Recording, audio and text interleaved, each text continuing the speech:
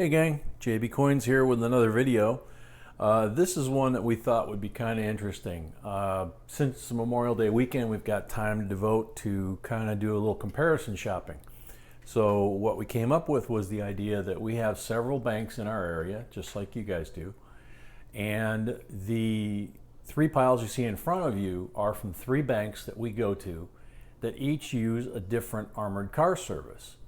So we're going to compare what the results are between this armored car service and bank and this armored car service and this armored car service.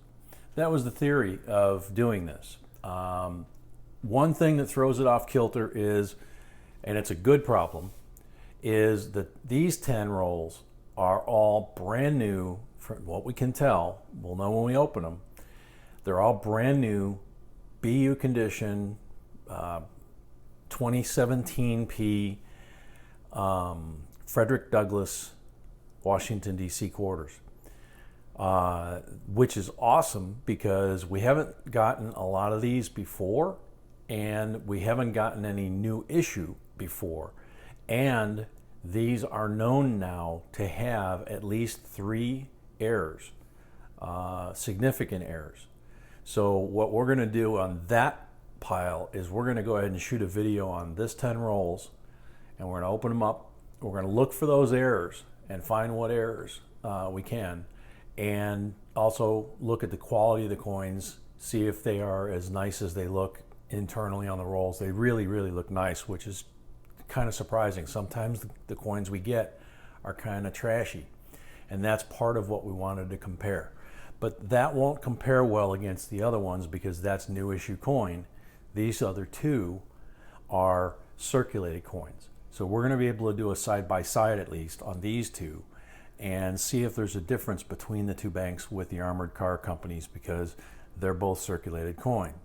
You know, just peeking at the ends, there's a bicentennial and an Oreo chip cookie here on this one, but you can see a great blue, you can see one of the new issues here. You see some older, Eagles here. There's a Georgia. This one here, you've got, this is a known error here. This is a known error here. And, so it's circulated coin to circulated coin. So we'll see what we come up with. We're going to shoot individual videos of each of these piles. And then, that way we can give you a comparison of what we find. So we also have a few other surprises for this weekend too, but we'll get to that in those videos when we shoot them. So see you at the wrap. Okay gang, we're starting into the hunt for the new rolls here. And it looks like it's all new issue. Look how nice and shiny. So we'll see you at the wrap. Hey guys, this is the wrap. We went into this set of rolls knowing that there were some known errors, and we wanted to find the errors, and boy did we find the errors, some of which I have not seen listed for sale anyway. Want to show you a bit of what we found here. The coins that are currently on the camera are coins that are normal coins. They're going to go back to the bank. The coins that you're about to see are things that we found that are errors or varieties. We have some coins that are double dies, and we're going to show you some of these things on the camera on the microscope so you can see what the actual image looks like, because it will not show up on the camera on this phone. So the first category is double die. All but one were doubled in the same location that we're going to show you. One, the G in Douglas, was doubled. The others were all doubled on the S's. That's one of the known errors, is the deformation of his lettering of his name, which the next row down, that's what we have there is deformation of any letter that had curves, basically. So like the D in Frederick, the R in Frederick, the D, the O, the G, and the S's, anything with curves, they seem to have a problem with getting a crisp strike. The coins that we first showed you, there are coins that have the lettering and it's crisp as it should be. So we know that that's the correct way. This is the incorrect way. This next row is a combination, oh, sorry, we skipped one. I skipped one. This one is edge reading. We have edge reading where the rim in this location, about the 5 o'clock location, starts about 6, runs to about 4. On every coin that we found this, the edge reading is on the face of the rim. And we're going to show you that under the on the screen so you can see it as well. The next row down is a combination of deformed lettering on the reverse and the edge lettering showing on the front or obverse. The next one down, cuds on his face by his beard, which you can almost make out in this camera shot right here. Big one right there. And then there's one on his lapel, which is harder to see, but we'll show you those. And then also the next one is the combination of deformed lettering of his name and the cuds on his face and jacket. And the last one is the most bizarre of all of them. Is it has the combination of deformed lettering, the edge reading on the face of the coin, and then on the reverse of the coin the rim is split, in some cases all the way around. So it's these are really interesting. We're going to show them to you on the screen, which is what we're going to go to now, and we're going to start out by showing you the double die S, and you can see the double die right there. Okay, so now I'm going to switch coins.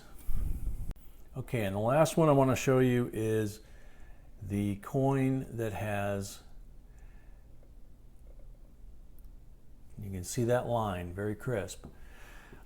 This one has the deformed lettering. It has the edge reading on the front, on the obverse, and this is the reverse. You're not looking at the front, this is the reverse. So you have another example of the lettering, the rim. The rim is split about half the way around the coin. And then you have the top of the edge reading coming up to that split.